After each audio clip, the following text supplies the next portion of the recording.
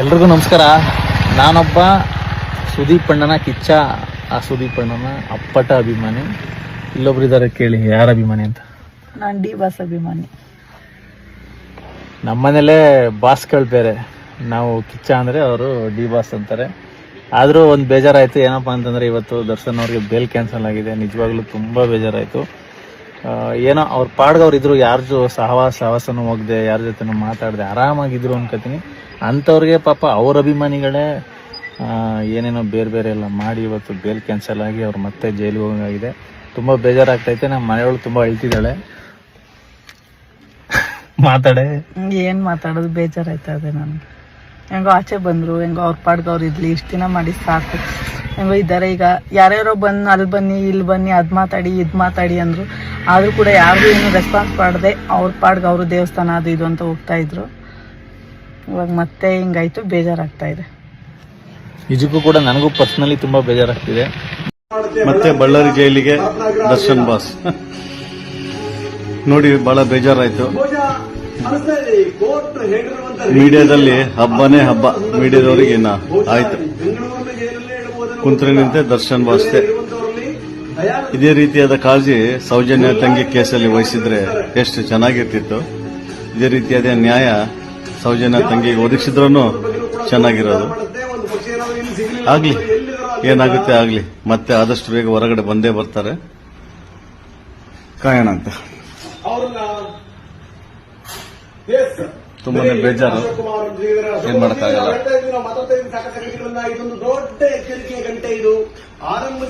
Darshan Darshan Darshan ಆಯ್ತಿನ media full ಎಲ್ಲ ದರ್ಶನ್ ಬಾಸ್ದೇ ಕತೆ. ಏನೇ ಆಗ್ಲಿ ಬಾಸ್, ಸದಾ ನಿಮ್ ಜೊತೆ ನಾವು ಅಭಿಮಾನಿಗಳಿದ್ದೀವಿ. ಇನ್ನ ಡಿ ಬಾಸ್ ಫ್ಯಾನ್ ಪೇಜ್ಗಳೆಲ್ಲ ಆಕ್ಟಿವ್ ಆಗ್ತವೆ. ಜೈ ಡಿ ಬಾಸ್. ಈಗ ನೀವು ಸುದೀಪ್ ನೋಡಿದ್ರಲ್ವೇ, ಕಿಚ್ಚ ನೋಡಿ ಹೇಗೆ ಜೆಂಟ್ಲ್ಮನ್ ಅವರು ಎಲ್ಲ ಪ್ರೀತಿ ಪಾತ್ರರಾಗಿದ್ದಾರೆ. ಒಳ್ಳೆ ಹುಡುಗ, ಅಂಥವ್ರನ್ನ ಯಾರು ಬೇಡ ಅಂತಾರೆ. ಅವರೇ ಸಿನಿಮಾ ತೆಗಿತಾರೆ ನೋಡಿ. ತಾಯಿಗೋಸ್ಕರ ಎಷ್ಟು ಕಂಬನಿ ಸುರಿಸಿದ್ರು, ಅದನ್ನು ಕಲ್ತ್ಕೋಬೇಕು. ಕಿಚ್ಚ ನಮ್ಮನೆವರೆಗೂ ಫೋಟೋ ಇರಬೇಕು ಅಂತ ಮಾಡ್ಕೋಬಾರ್ದು.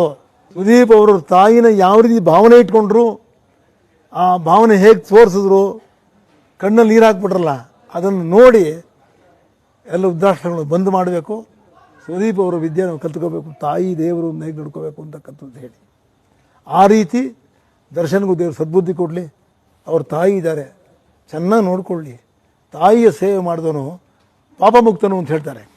ಯಾವ ಮಕ್ಕಳು ತಾಯಿನ ಚೆನ್ನಾಗಿ ನೋಡ್ಕೋತಾರೆ ಅವ್ರು ಪಾಪ ಮುಕ್ತನಾಗ್ತಾರೆ ಅಂತ ಶಾಸ್ತ್ರ ಹೇಳುತ್ತೆ. ದರ್ಶನ್ ಕೂಡ ಪಾಪ ಮುಕ್ತನಾಗಲಿ, ಅವ್ರ ತಾಯಿ ಸೇವೆ ಚೆನ್ನಾಗಿ ಮಾಡಲಿ. ಕನ್ನಡ ಇಂಡಸ್ಟ್ರಿಗೆ ಉಜ್ವಲವಾದ ಭವಿಷ್ಯವಿದೆ.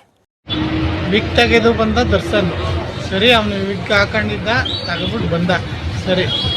ನಿಮಗೆ ತಲೆ ಇಲ್ವಾ ನ್ಯೂಸ್ ಚಾನಲ್ ಅವ್ರಿಗೆ?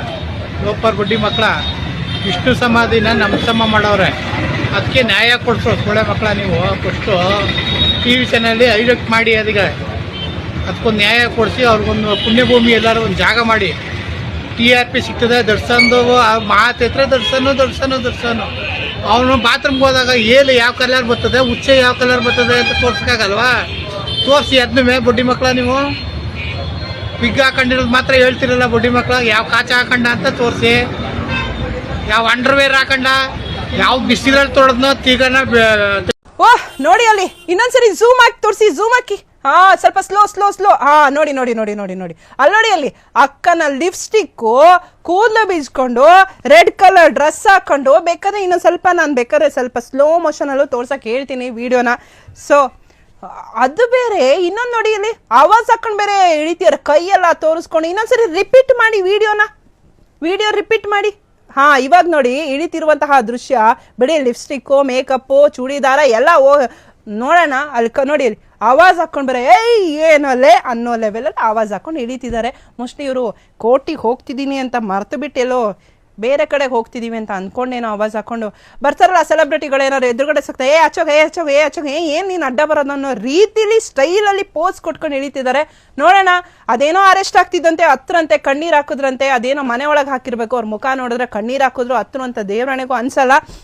ಸೊ ಇಲ್ಲಿ ಯಾವುದೋ ದೇವಸ್ಥಾನಕ್ಕೋ ಮದುವೆ ಮನೆಗೋ ಹೋಗಿರೋ ರೀತಿಯಲ್ಲಿ ರೆಡಿಯಾಗಿ ಹೋಗ್ತಿದ್ದಾರೆ. ಆವಾಜ್ ಬೇರೆ ಆಗ್ತಿದ್ದಾರೆ. ನಾನು ಬರ್ತಿದ್ದೀನಿ ಸೈಡ್ ಬಿಡಿ ಅನ್ನೋ ಲೆವೆಲಲ್ಲಿ ಆವಾಜ್ ಆಗ್ತಿದ್ದಾರೆ. ಸೊ ಅದನ್ನ ನಾವು ಬೇಕಾದ್ರೆ ರಿಪೀಟ್ ಝೂಮ್ ಹಾಕಿ ಬೇಕಾದ್ರೆ ತೋರಿಸ್ತಾ ಇದೀವಿ, ನೋಡ್ಕೊಳ್ಳಿ. ಒಂದು ದರ್ಶನ್ ಅವ್ರ ಪ್ರಕರಣ ಆದಾಗ, ದರ್ಶನ್ ಆ ರೇಣುಕಾ ಸ್ವಾಮಿ ಪ್ರಕರಣ ಆದಾಗ ರೇಣುಕಾ ಸ್ವಾಮಿನಿಯವರು ಬಹಳ ದೊಡ್ಡ ಹುತಾತ್ಮ ಅಂತ ಬಿಂಬಿಸಿದ್ರು. ಬಹಳ ದೊಡ್ಡ ತಪ್ಪದು.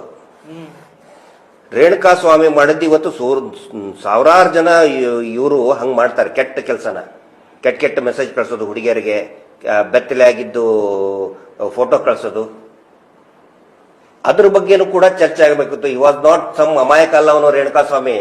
ಅವನೊಬ್ಬ ಅವನ ವಿಲನ್ ಮಾಡಬೇಕಾಗಿತ್ತು. ಅತ್ಯಾಚಾರ ಮತ್ತು ಕೊಲೆ, ಈವ್ ಟೀಸಿಂಗ್ ಎಷ್ಟಾಗ್ತಾ ಇದೆ ಪ್ರತಿದಿನ. ಈವ್ ಟೀಸಿಂಗ್ ಮೊಬೈಲ್ ನಲ್ಲಿ ಕೆಟ್ಟದಾಗಿ ಹೊಲಸು ಮೆಸೇಜ್ ಹಾಕೋದು ಫೇಸ್ಬುಕ್ ಅಲ್ಲಿ. ಅಂದ್ರೆ ಅದ್ರ ಬಗ್ಗೆ ಚರ್ಚೆ ಆಗಬೇಕಿತ್ತು. ಸರ್ ಡೈಜೆಷನ್ ಮಾಡಕ್ಕಾಗಲ್ಲ, ಯಾಕಂದ್ರೆ ಇದು ಮೇನ್ ಸುಪ್ರೀಂದ ಬಂದಿರೋದ್ರಿಂದ ನಾವು ಫ್ಯಾನ್ಸ್ ಏನು ಮಾಡಕ್ಕಾಗಲ್ಲ. ನಾಳೆ ಬೇರೆ ಸಾಂಗ್ ರಿಲೀಸ್ ಇದೆ. ಏನೇ ಸಾಂಗ್ ರಿಲೀಸ್ ಇದ್ರು ಅದನ್ನ ನಾವು ಎಂಜಾಯ್ ಮಾಡೇ ಮಾಡ್ತೀವಿ. ಆಗ್ಬಾರ್ದಾಗಿತ್ತು ಆಗಿದೆ. ಯಾರು ಮಾಡಿಲ್ದಿರೋ ತಪ್ಪೇ ನಮ್ ಬಾಸ್ ಏನ್ ಮಾಡಿಲ್ಲ. ಎಲ್ರು ಕಷ್ಟ ಕೆಲಸಗಳು ಮಾಡವ್ರೇನೆ, ಎಲ್ಲ ಸಾಚೆಗಳ ತರ ಇರ್ತಾರೆ ಅಷ್ಟೇನೆ. ನಮ್ ಬಾಸ್ ಏನ್ ಮಾಡದೇ ಇರೋದೇನ್ ಮಾಡಿಲ್ಲ ಅಲ್ವಾ? ಹೇಗನ್ಸುತ್ತೆ, ಬೇಜಾರಾಗುತ್ತೆ ಸರ್. ಆ 3 ಜನನ ನಮ್ಮ ಎದುರಿಗೆ ತಂದು ನಿಲ್ಲಿಸ್ಲಿ, ನಡು ಮಧ್ಯದಲ್ಲಿ ರಸ್ತೆಯಲ್ಲಿ ತಂದಿರಿಸ್ಲಿ, ನಾವು ನಿಲ್ತೇವೆ ಬಹಿರಂಗದಲ್ಲಿ. ಅವರು ತರ್ಲಿ ದಾಖಲಾತಿ. ಇದೆ ಅಂತ ಯೂಟ್ಯೂಬ್ ಅಲ್ಲಿ ಅಲ್ಲೇ ಇಲ್ಲ ಡ್ಯಾನ್ಸ್ ಮಾಡಿದ್ರೆ ಬರುತ್ತಾ? ವೇದಿಕೆ ಮೇಲೆ 4 ಜನ ಪೋಡಂಗಿಗಳನ್ನ ಇಟ್ಕೊಂಡು ಭಾಷಣ ಬಿಗಿದ್ರೆ ಬರುತ್ತಾ? ಬರ್ಬೇಕು. ಗಂಡಸ್ತನ ಇದ್ರೆ, ಅವ್ರ ಗಂಡಸರಿಗೆ ಹುಟ್ಟಿದ್ರೆ, ಹಿಂದೂಗಳಿಗೆ ಹುಟ್ಟಿದ್ರೆ, ಭಾರತ ದೇಶದಲ್ಲಿ ಇದ್ರೆ, ಕರ್ನಾಟಕದವ್ರೆ ಆದ್ರೆ ಬರ್ಲಿ. ಅದೇ ನಾವು ನಿಲ್ತೀವಿ, ನೋಡೋಣ. ಬರ್ಲಿ ಸರ್ ಅವರು, ನಾವು ನಿಲ್ತೇವೆ. ಪ್ರಾಣ ಕೊಡಕ್ಕೂ ಸಿದ್ಧ. ಯಾಕಂದ್ರೆ ನಮ್ಮ ಮುತ್ತಾತನ ಕಾಲದಿಂದಲೂ ಹಿಂದೂ ಧರ್ಮ ಉಳ್ಕೊಂಡು ಬಂದಿರೋದು. ಧರ್ಮಸ್ಥಳ ಅಂದ್ರೆ, ಹಿಂದೂ ಧರ್ಮ ಅಂದ್ರೆ ಅಷ್ಟು ಪವಿತ್ರತೆ ಇದೆ. ಇಡೀ ಪ್ರಪಂಚಕ್ಕೆ, ದೇಶಕ್ಕೆ ಹೋಲಿದ್ರೆ ಭಾರತ ದೇಶದ ಧರ್ಮವನ್ನು ಎತ್ತಿ ಹೊಗಳುತ್ತಾರೆ. ಇಲ್ಲಿಯ ಸಂಸ್ಕೃತಿಯನ್ನು ಅಲ್ಲಿ ಬೆಳೆಸ್ತಿದ್ದಾರೆ. ನಾವಿಲ್ಲಿ ಏನು ಷಂಡ್ರ?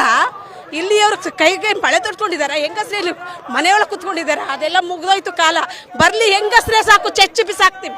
ಬರೀ ಹೆಂಗಸ್ರು, ನೀವು ಗಂಡಸ್ರು ಬೇಡ, ನಮ್ಮ ಹೆಂಗಸ್ರು ಮಧ್ಯಕ್ಕೆ ಬಿಡ್ಲಿ. ಅವರನ್ನ ಚೆಚ್ಚಿ ಬಿಸಿ ಇದ್ದಾರೆ ಈ ಭೂಮಿ ಮೇಲೆ ಅನ್ನೋದನ್ನು ಕಾಣಿಸ್ತೇವೆ.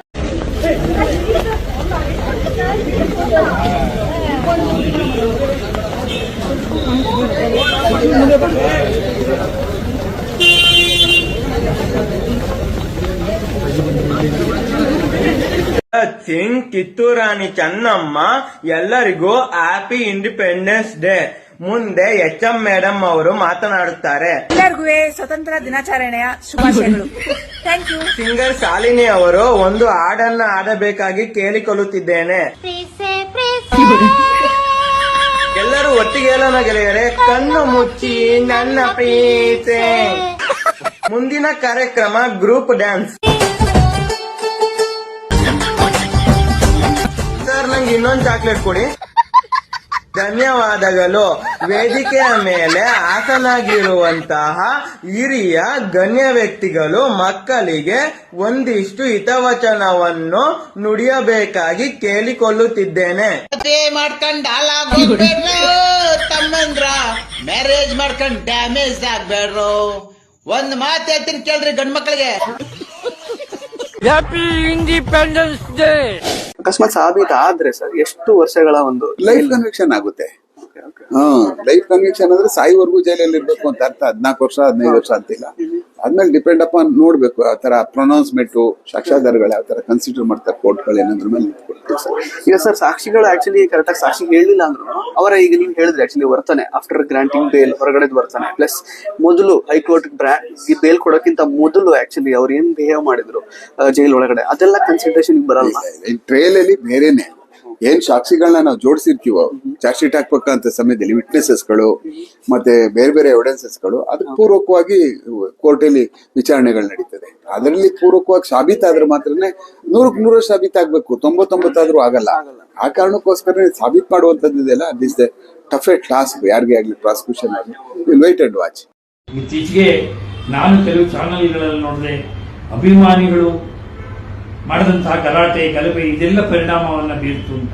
ಖಂಡಿತವಾಗಿಯೂ ಆರೋಪಿ ಯಾರಿದ್ದಾರೆ ಅವರ ವರ್ತನೆಯನ್ನಷ್ಟೇ ನ್ಯಾಯಾಲಯ ಪರಿಗಣಿಸುವುದು. ಅವರ ವರ್ತನೆ ಏನಾದರೂ ಕಾನೂನಿಗೆ ವಿರುದ್ಧವಾಗಿದ್ದರೆ ಮಾತ್ರ ಜಾಮೀನನ್ನು ರದ್ದು ಮಾಡುತ್ತೆ ಹೊರತು ಬೇರೆ ಯಾರು ಏನೇ ಮಾಡಿದ್ರು ಅದನ್ನ ಪರಿಗಣಿಸಿ ಜಾಮೀನನ್ನು ರದ್ದು ಮಾಡೋದಿಲ್ಲ. ಅದೊಂದು ವಿಷಯವನ್ನ ನಾನು ಈಗ ಸ್ಪಷ್ಟಪಡಿಸ್ತಾ ಇದ್ದೀನಿ. ಬೇರೆ ಯಾರು ಕಾರಣ ಅಲ್ಲ. ಇದಕ್ಕೆ ಜಾಮೀನು ರದ್ದಾಗೋದಕ್ಕೆ 3ನೇ ವ್ಯಕ್ತಿ ಯಾರು ಕಾರಣ.